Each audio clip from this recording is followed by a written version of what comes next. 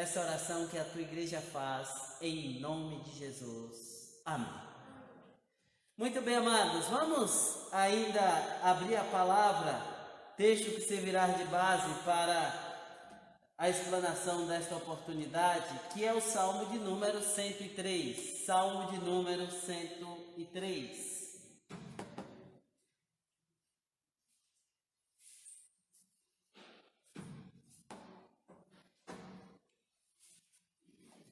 Salmo de número 103, que diz assim: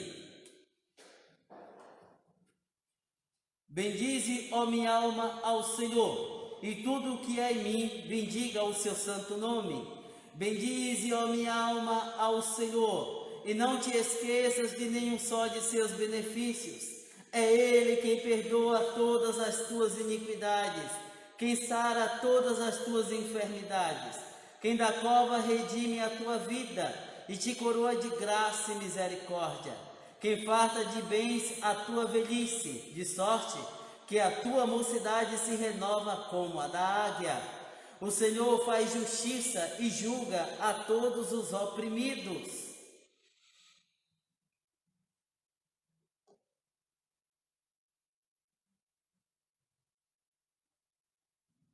Sete. Manifestou os seus caminhos a Moisés e os seus feitos aos filhos de Israel. O Senhor é misericordioso e compassivo, longânimo e assaz benigno. Não repreende perpetuamente, nem conserva para sempre a sua ira.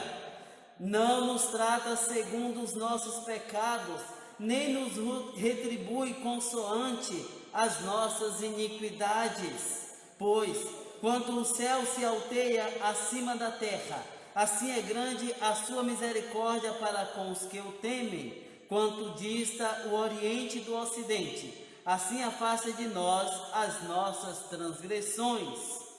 Como um pai se compadece de seus filhos, assim o Senhor se compadece dos que o temem. Pois Ele conhece a nossa estrutura e sabe que somos pó. Quanto ao homem, os seus dias são como a relva, como a flor do campo, assim ele floresce. Pois, soprando nela, o vento desaparece, e não conhecerá daí em diante o seu lugar. Mas a misericórdia do Senhor é de eternidade a eternidade sobre os que o temem, a sua justiça sobre os filhos dos filhos, para com os que guardam a sua aliança e para com os que se lembram dos seus preceitos e os cumprem. Nos céus estabeleceu o Senhor o seu trono e o seu reino domina sobre tudo. Bendize ao Senhor todos os seus anjos valorosos em poder, que executais as suas ordens e lhes obedeceis a palavra. Bendizei ao Senhor todos os seus exércitos, vós, ministros seus, que fazeis a sua vontade. Bendizei ao Senhor, vós, todas as suas obras, em todos os lugares do seu domínio. Bendize, ó minha alma, ao Senhor. Amém? Vamos orar. Bendito Deus, tua palavra foi aberta e agora que será exposta, suplicamos em nome de Jesus, para que ela encontre lugar em cada coração presente, de maneira, Deus, que sejam ministrados na tua palavra. Entra com tuas santas e ricas provisões, em nome de Jesus. Amém. Você já agradeceu a Deus hoje? Você já agradeceu a Deus hoje? O salmista começa dizendo o seguinte: bendize, ó minha alma, ao Senhor, e tudo o que nele há, e tudo o que há em mim, bendiga o seu santo nome. Bendize, ó minha alma, ao Senhor, e não te esqueças de nenhum de seus benefícios. Bendize, exclama o salmista. A ideia é de que o salmista está falando para a sua alma. A ideia é de que ele olha para a sua alma e diz: vamos estabelecer aqui uma questão. Vamos deixar aqui uma questão muito clara. o Senhor deve ser alvo do seu elogio, sobretudo por aquilo que Ele é, mas também por aquilo que Ele faz. Portanto, fale bem do Senhor, ó minha alma, de modo que o salmista abre aqui os seus lábios em forma de cântico, em maneira de gratidão a Deus por todos os benefícios de misericórdias obtidos da parte de Deus. Observe, queridos, que nós não encontraremos aqui neste salmo nenhum pedido, absolutamente nenhum pedido, mas o salmista, ele tão somente abre os seus lábios para agradecer. Muito provavelmente, com base no verso de número 4, o salmista tenha acabado de passar por um quadro de enfermidade. E isso eu acho muito interessante. Eu já fiz muita visita hospitalar. Passei 4 anos sequenciais visitando hospitais. E a coisa que os pacientes mais falavam para mim é que eles estavam passando por uma profunda análise de suas vidas.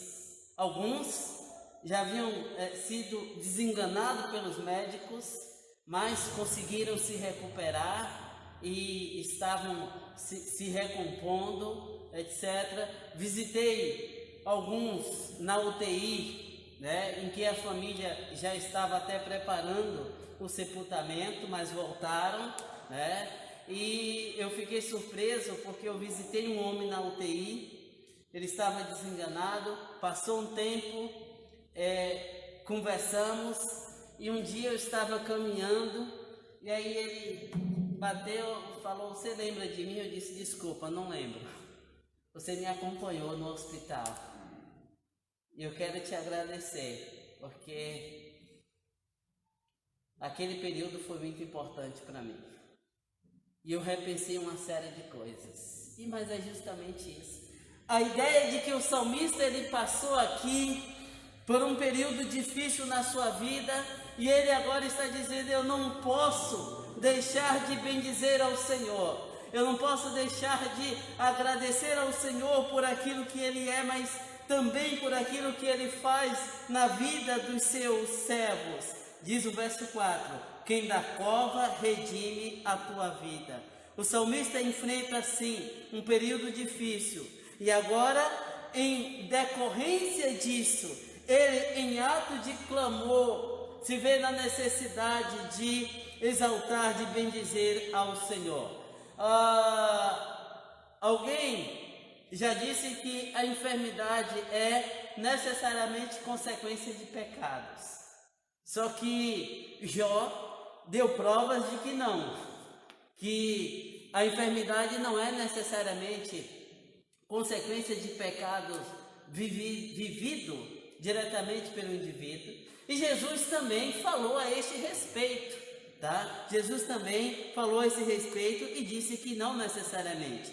De modo que esse salmo aqui fala sobre futuro, fala sobre esperança e fala também a respeito da instrução. Primeiro aspecto, dentro da perspectiva de um coração grato. Primeiro aspecto, uma alma agradecida.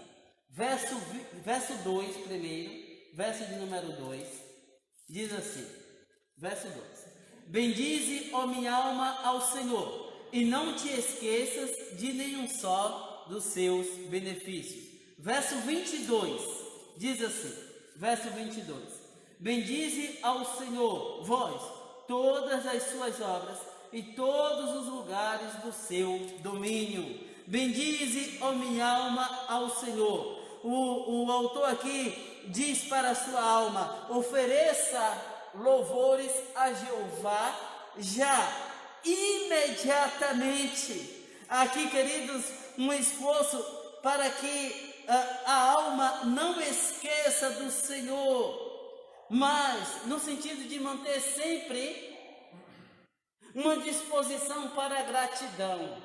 Você conhece alguém de quem você evita estar próximo porque é só lamúrio, é só reclamação, é só queixa.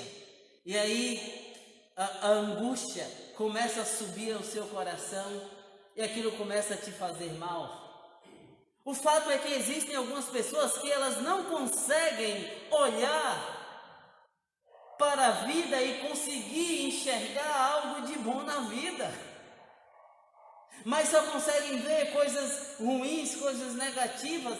É dentro dessa perspectiva que certa vez um pensador disse o seguinte: se a vida quer se impor como um limão, faça em duas bandas e transforme em uma limonada. Aprenda a olhar as coisas da perspectiva de Deus, e você verá que há sim motivos, razões para louvarmos e bendizermos ao Senhor. O verdadeiro louvor tem a sua origem no mais íntimo do coração do crente. É quando nós tiramos o olhar do momentâneo e colocamos o olhar no todo. E aí nós nos vemos na condição inevitável de bendizermos e exaltarmos ao Senhor. Conta-se que certa vez uma mulher estava fazendo um bordado e aquela mulher estava costurando e a forma como ela estava fazendo, a parte de cima ficaria para baixo, estava tudo bagunçado. E aí o pastor aproximou-se e começou a conversar com aquela mulher, e ela começou a apresentar as suas muitas queixas. Daí o pastor pegou ali aquela ideia prática e disse: você está olhando a vida nessa perspectiva. Ele pediu para que a mulher virasse aquilo que ela estava fazendo, que era algo bonito, e disse: mas Deus quer realizar isso aqui na sua vida. Muitas vezes, meus queridos, nós olhamos para o momentâneo e nos pegamos sendo ingratos, murmuradores, reclamões. Mas a bem da verdade nós deveríamos, a exemplo do salmista, bendizer e exaltar o Senhor. O Senhor se agrada do louvor sincero. Ele é glorificado e o adorador, por sua vez, é abençoado na medida em que expressa agradecimento, em reconhecimento pelos favores de Deus. Pergunto: você conhece o espírito do verdadeiro louvor? Do verdadeiro elogio em reconhecimento pelos favores do Senhor? Quando você diz: louvado seja o Senhor, isto é produto de um coração sincero? Ou não passam de palavras vazias? Observe que o salmista está censurando, está apontando a condição do homem ímpio. Lá no Salmo 5, verso 9, ele diz o seguinte, Salmo 5, verso 9: pois não tem eles sinceridade nos seus lábios, e o seu íntimo é todo crime. A sua garganta é sepulcro aberto, e com a língua lisonjeia. Esses são os ímpios descritos aqui pelo salmista. E às vezes, amados, pasmem, nós crentes, que afirmamos ser conhecedores da palavra de Deus, por vezes nos pegamos com postura dessa natureza, porque tiramos o olhar do Senhor, tiramos o olhar daquilo que o Senhor já fez e focamos naquilo que o nosso coração pecaminoso almeja. Quando fazemos isso, vamos inevitavelmente murmurar, vamos inevitavelmente reclamar. O verso de número 3 aí do nosso texto base, vamos ler do 3 ao 5, diz o seguinte: ele é quem perdoa todas as tuas iniquidades, quem sara todas as tuas enfermidades, quem da cova redime a tua vida e te coroa de graça e de misericórdia, quem farta de bens a tua velhice, de sorte que a tua mocidade se renova como a da águia. Observe que o salmista, ele fala num determinado momento que a sua alma não pode esquecer-se dos favores do Senhor. A questão é, quais são estes favores, afinal de contas? Aí o salmista começa a descrever, passo a passo, um a um, os motivos, as razões pelas quais a sua alma não deveria esquecer-se dos favores do Senhor. Ora, ele destaca num primeiro momento a ideia de um tribunal. Ele diz: perdoa todas as tuas iniquidades. Você tem pecados?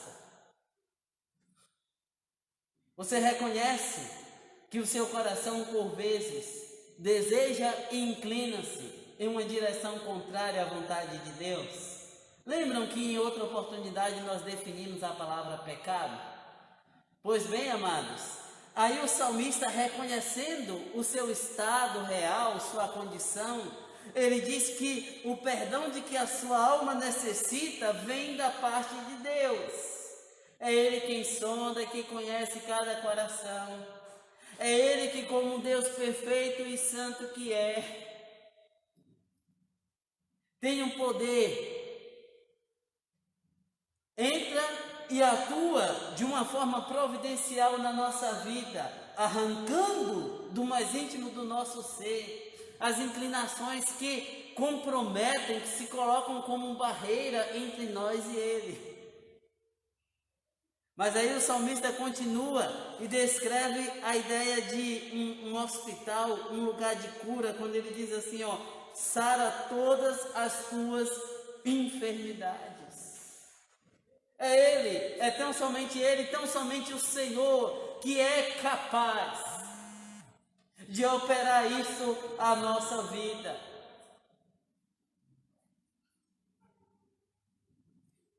E aí o salmista continua e descreve a ideia de lugar de adoração, sala do trono. Ele diz assim: te coroa de benignidade e de misericórdia. Quando o adorador se vê nessa situação, se vê nessa condição, ele não vê outra alternativa a não ser cair prostrados de joelhos, louvando e bendizendo ao Senhor, exaltando o grande Deus, o grande eu sou. Aí o salmista continua e diz, aqui agora a ideia de sala de banquete, é quem te farta de bens, ou farta de bens a tua velhice. Tem uma outra tradução que diz assim: enche a tua boca de bens. A ideia é de uma pessoa que já viveu e já viveu bastante, está lá agora, né? Hoje nós chamaríamos de terceira idade, né? Está lá nos seus 90 para frente. Aí você pergunta: e a vida? Muito boa e valeu a pena até aqui. E aí o salmista diz: foi o Senhor quem fez tudo isso. Por esta razão, por esses motivos, ó minha alma, bendize, exalta, fala bem de Deus. Conta para todos aquilo que Ele é e faz na vida dos seus servos.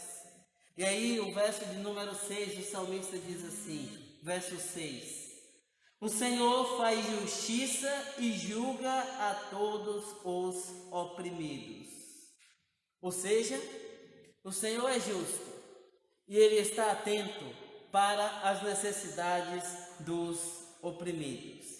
E existem vários aspectos, existem várias situações que podem gerar no indivíduo sofrimento. Dentre eles está o sofrimento por conta do compromisso com o Evangelho. Eu já tive a oportunidade de pastorear, de mentorear irmãos que estavam sofrendo em suas repartições, em seus serviços, por conta do Evangelho. De repente o crente se recusa a assinar determinado documento, de repente o crente se recusa a compartilhar de algum mal feito, e eu lembro que um chegou para mim e disse: pastor, não tá dando, porque o pessoal faz isso e isso, eu sou encarregado e eu não posso, eu como servo de Deus, não posso ver isso e me calar. A questão é que eles estão me ameaçando até de morte. Então o crente está sujeito a essas coisas. É aí que o salmista diz que Deus é justo. E justamente por o fato de o Senhor ser justo, é que devemos recorrer a Ele, que devemos bendizê-lo, porque Ele se faz de fato presente na nossa vida. Daí o salmista diz na sequência que Ele é misericordioso e piedoso, que Ele é longânimo e que Ele é grande em longanimidade. Lá em Êxodo 34, por favor, Êxodo 34, versos 6 e 7, Êxodo 34, versos 6 e 7, nos diz o seguinte: e passando o Senhor por diante dele, clamou: Senhor, Senhor, Deus compassivo, clemente, longânimo e grande em misericórdia e fidelidade, que guarda a misericórdia em 1000 gerações, que perdoa a iniquidade e transgressão e o pecado, ainda que não inocenta o culpado, e visita a iniquidade dos pais nos filhos dos filhos, até a 3ª e 4ª geração. Êxodo 34, versos 6 e 7. Observe, meus queridos, meus nobres, que coisa interessantíssima. O salmista fala que o Senhor é compassivo, é clemente, longânimo, misericordioso. A fidelidade está presente em Deus. Meus amados irmãos, o Senhor é aquele que hesita antes de julgar, antes de pesar a sua mão. Ele oferece a oportunidade para que o filho transviado volte-se, reconhecendo o seu erro e clamando por sua misericórdia. Lembram da parábola do filho pródigo? Estão lembrados? Essa é a ideia de ser longânimo que é destacado aqui pelo salmista. Mas ainda, a bênção do perdão, verso 9, que diz o seguinte: não repreende perpetuamente, nem conserva para sempre a sua ira. Não repreende perpetuamente. Se você debruçar no livro do profeta Jeremias, você vai observar o seguinte: o livro é dividido em 2 partes. Em uma parte, o povo será repreendido pelo seu erro, pelo seu pecado, mas na segunda parte vem uma palavra de consolo. É como se o Senhor dissesse assim: vocês já ficaram no cativeiro por todo esse tempo, como consequência dos erros e dos pecados. Agora, uma vez tendo sido penalizado, agora chegou a hora do refrigério. É exatamente assim.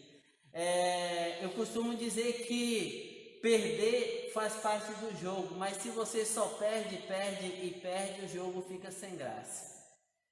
Essa é a ideia do juízo, porque o salmista diz que o Senhor não pesa a sua mão para sempre, mas na medida em que os seus filhos reconhecem o erro e se voltam para o Senhor, Ele perdoa e derrama graça e abençoa. Ora, queridos, em resposta ao arrependimento e confissão, Deus retirará a sua mão disciplinadora.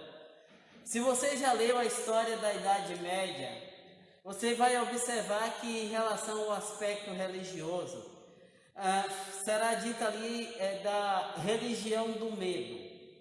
E isso é bem interessante, porque a ideia que se passava era a de que Deus era aquele que estava de olho e olhando bem pertinho, vigiando cada um dos seus servos, observando para que no menor dos erros ele se fizesse presente com a sua fúria, com a sua ira, aplicando o seu juízo.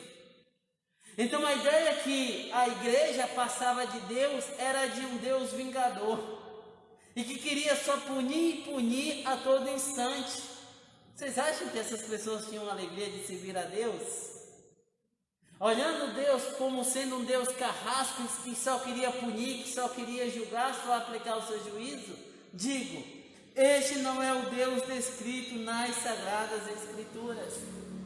Pois as Sagradas Escrituras é exemplo do que nós já lemos aqui, já expomos.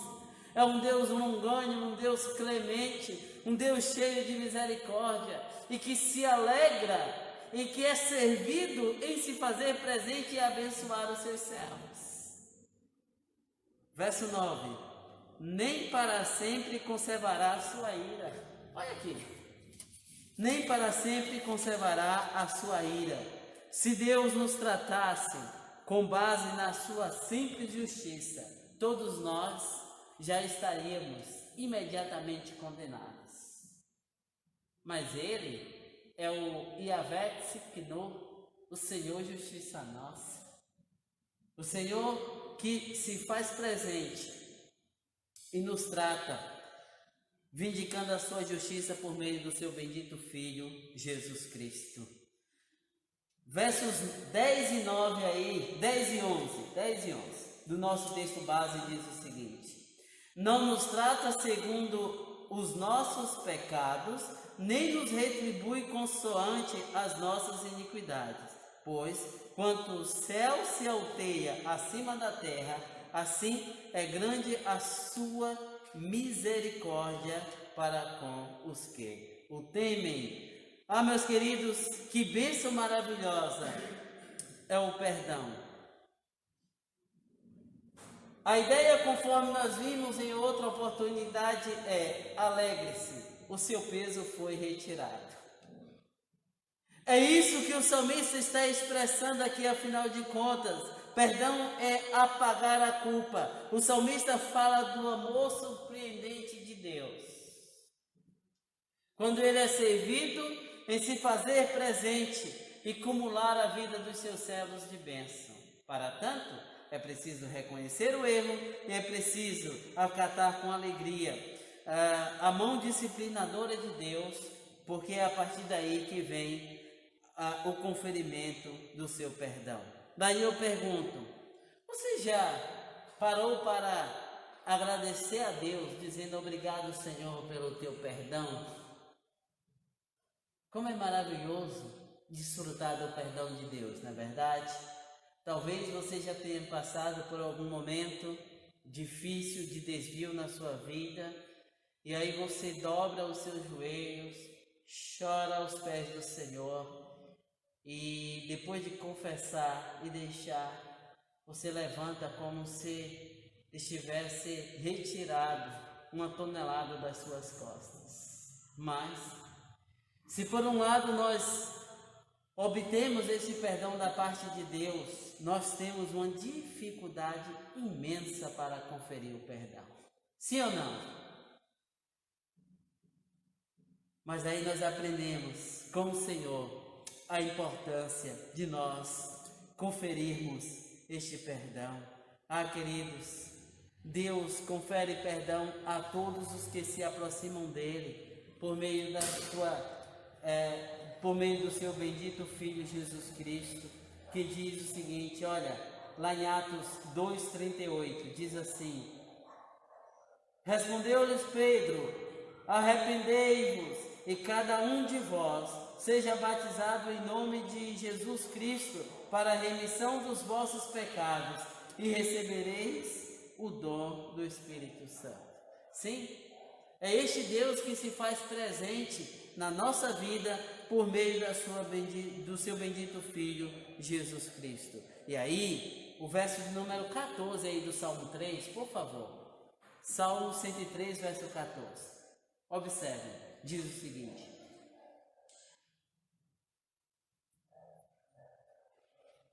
verso 14: pois ele conhece a nossa estrutura e sabe que somos pó. Se tem uma coisa, meus queridos, que o Senhor sabe, é da nossa estrutura. E a palavra de Deus está repleta de afirmações nesse sentido. O Senhor sabe da tua fragilidade. O Senhor sabe das tuas inclinações. O Senhor sabe da tua fraqueza. O Senhor te conhece. E exatamente por isso, é por isso que Ele te oferece suporte. É por isso que Ele te oferece auxílio. Justamente para te dar as condições necessárias para que por meio da tua vida, apesar das tuas fraquezas, das tuas fragilidades, por meio da tua vida, o nome do Senhor seja exaltado. Vocês lembram que eu citei para vocês, semana passada, Miqueias capítulo 7, quando Miqueias, o profeta Miqueias, fala a respeito do perdão de Deus? Vá comigo, Miqueias 7, versos 18 e 19. Abra comigo aí, Miqueias 7, versos 18 e 19. Miqueias está falando do Deus que conhece a nossa estrutura e que exatamente por isso Ele manifesta a sua misericórdia. Miqueias 7, a partir do verso 9, que diz o seguinte: Quem, ó Deus, é semelhante a ti, que perdoas as iniquidades e te esqueces da transgressão do restante da tua herança? O Senhor não retém a sua ira para sempre, porque tem prazer na misericórdia. Tornará a ter compaixão de nós, pisará aos pés as nossas iniquidades e lançará todos os nossos pecados nas profundezas do mar. Olha aí. Vá comigo agora para Jeremias 31, verso 4. Jeremias 31, verso de número 4, que diz o seguinte, Jeremias 31, 4. Não ensinará jamais cada um ao seu próximo, nem cada um ao seu irmão, dizendo, conhece o Senhor, porque todos me conhecerão, desde o menor até o maior deles. Diz o Senhor, pois perdoarei as suas iniquidades, e dos seus pecados jamais me lembrarei. Ora, meus queridos, ora, meus amados, é exatamente por esse motivo que o salmista diz, bendize, ó minha alma, ao Senhor, e não te esqueças de nenhum só dos seus benefícios. Pois bem, como nós podemos aplicar isso aqui à sua vida, afinal de contas? Pergunto, é possível que, como você, muitos outros, até aqui tenha sido ingrato a Deus? A sua vida é um instrumento para o louvor do Senhor? Você tem aprendido todos os dias a ser grato a Deus? Ou as queixas e as murmurações têm sido uma realidade? Deixa eu dizer uma coisa aqui para você. A nossa vida não é uma perfeição.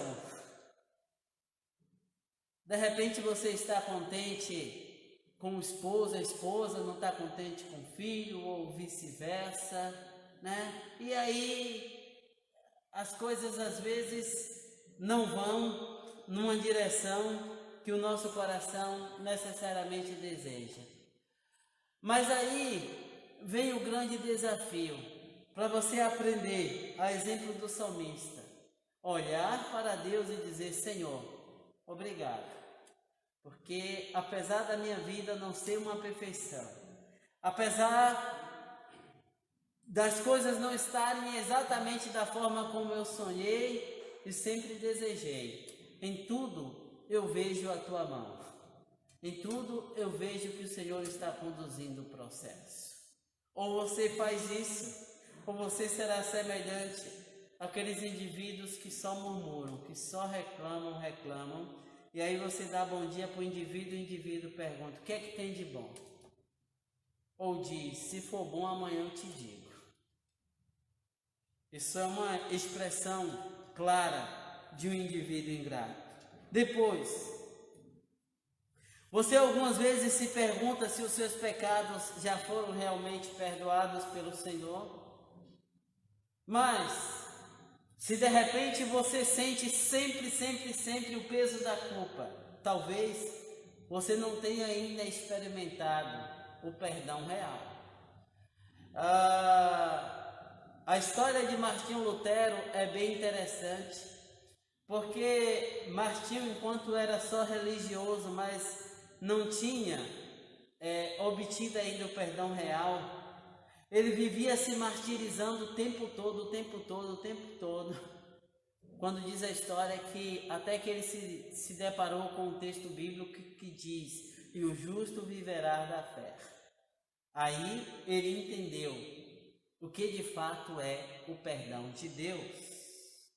Ora, meus queridos, meus amados, o salmista, ele, como uma espécie de, eu não diria monólogo, e não diria também que ele estava louco, pelo contrário, mas ele diz para a sua alma: bendize, ó minha alma, ao Senhor, e não te esqueças de nenhum só dos seus benefícios. E aí, a exemplo do que nós vimos, ele vai listando todas as razões, todos os motivos pelos quais nós devemos ser gratos a Deus. Pergunto: você é uma pessoa grata a Deus?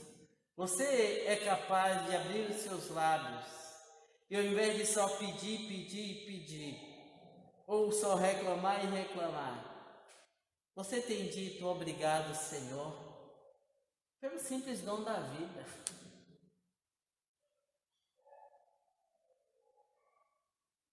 Aprenda a ser grato, e você naturalmente e progressivamente aprenderá a tirar os olhos das circunstâncias e colocar o olhar no Senhor. Daí, a exemplo deste indivíduo aqui, os seus lábios será um só louvor e exaltação a este Deus maravilhoso, longânimo, compassivo, misericordioso, justo, que está atento às necessidades e ao clamor dos seus servos. Amém? Vamos louvar.